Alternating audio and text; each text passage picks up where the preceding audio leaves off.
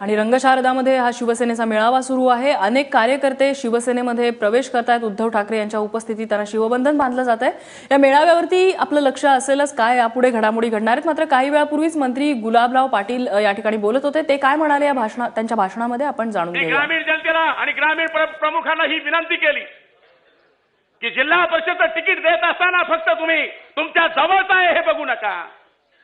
जो शिवसेना प्रमुखांवर प्रेम करतो, जो शिवसेनेवर प्रेम करतो, जो शिवसेना जिंदाबाद म्हणतो त्याला आपण उमेदवारी द्या।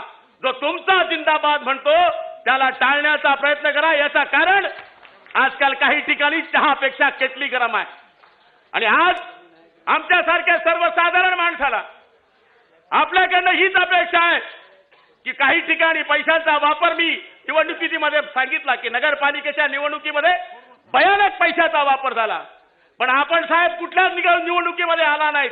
पण आपल्या आशीर्वादानं आमच्यासारख्या कार्यकर्त्यांनी जीवाची रात्र एक केली आणि आपल्या विचारावर फक्त आपल्या आदेशावर 26 नगराध्यक्ष या महाराष्ट्रामध्ये निवडून आले आणि त्याच्यामध्ये 4 नगराध्यक्ष साहेब मुस्लिम आहेत।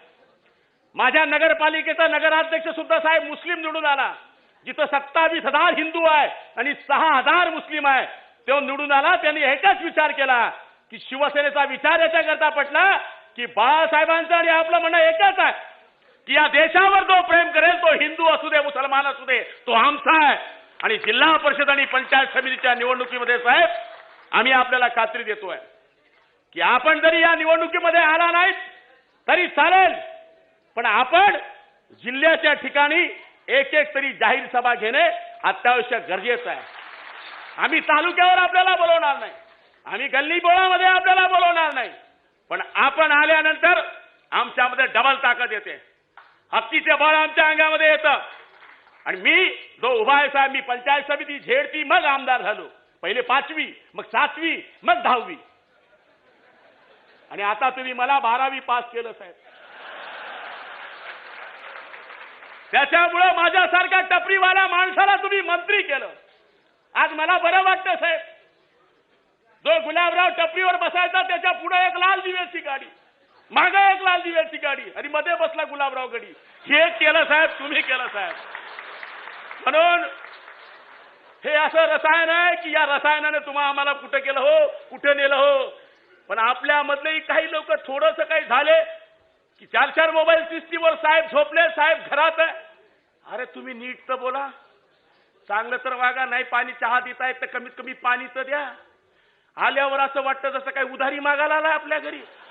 मेहरबानी करून आपल्याला हात जोडून सांगतो, काम होत नसेल तरी चालेल, पण येणाऱ्या कार्यकर्त्याशी चांगलं बोला, बाकी काही करू नका। मला बोलायला साहेब 1 मिनिट बोलणार आणि संपवणार आहे। पत्रकारांनी विपर्यास करू नये। मी साहेब 99 साली आमदार झालो।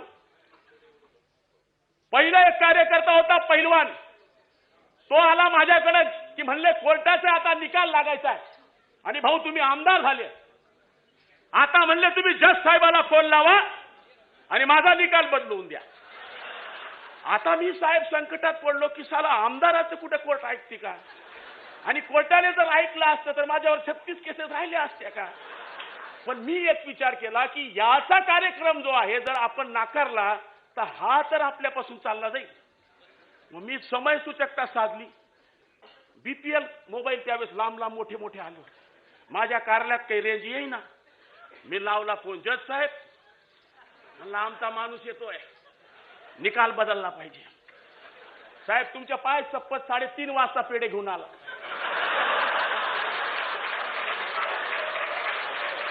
भाऊ निकाल लागला म्हणते, कशाला लागणार नाही, आपली हवा आहे तशी। आणि समजून घ्या जर तो निकाल विरुद्ध गेला असता साहेब तर मी ठरवलं होतं, अरे साला वकील कच्चा पडला आपला, त्यावेळेस त्याच्यावर चिडलो असतो बरोबर।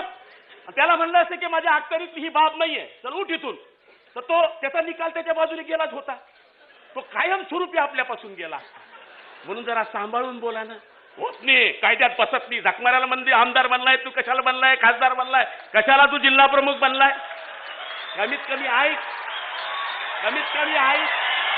फोन कर ना यार, फोन कर ना, फोन करण्याने काय मरून जाणार आहे काय?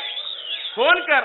पण आमचे कार्यकर्ते कधी कधी आपण एखाद्या हवालदारात पकडली फटफटीचा फोन लावून देता, वरतून सांगा ना हवालदार साहेब गुलाब पाटील बोलतो लेतून बापशे बोलले, म्हणजे आपलेही लोक कठीण ही परिस्थिती आहे. म्हणून नुसतं तुम्ही नीट बोला हो, चांगलं वागा. अर्धा कार्यक्रम आपल्या पदाधिकाऱ्यामुळे सत्यानाश होतो. दोन लगेच त्याचे माग असतात. काही काही ते एकटे येतात फटफटीवर, दुसऱ्याला आणत नाही का. गुलाबराव पाटीलच्या समोर आला तर मग याची हवा कमी होती ना. म्हणजे हे आपल्यामध्ये हा कार्यक्रम सिस्टीम आहे. साहेबांना फसवू नका. आपण सगळेजण मिळून आश्वासन द्या. भोळं काम आहे इकडं. आपण सांगतो तसं ते करतात, आपण सांगता तसं तिकीट देतात आणि आपणच सगळं करतात. म्हणून आपण चुकीचं सांगणं म्हणजे तुम्हालाही फसवणं आहे आणि संघटनेला फसवणं आहे. जो संघटनेला फसवीत त्यांचा सगळ्यांचा सत्यानाश झाला. एक बी ठिकाण्यावर नाहीये. कोणी आसाराम बापू झालाय. जाऊ द्या, बाकी मी काही बोलत नाही. पण मी आपल्याला विनंती करणार आहे की संघटनेला फसवू नका. नाही संघटनेला फसवलं तर माझ्यासारखे टपरीवाले कधी याच्या पुढे आमदार होणार नाही. म्हणून टपरीवाला आणि सर्वसाधारण माणूस पुढे न्यायचा असेल तर संघटनेची एकनिष्ठ राहा. जिल्हा परिषद पंचायत समितीवर आणि महानगरपालिकेवर झेंडा फडकवण्याकरता सगळेजण एकजुटीने काम करूया आणि सत्यानाश समोरच्यांचा करूया. जय हिंद, जय महाराष्ट्र.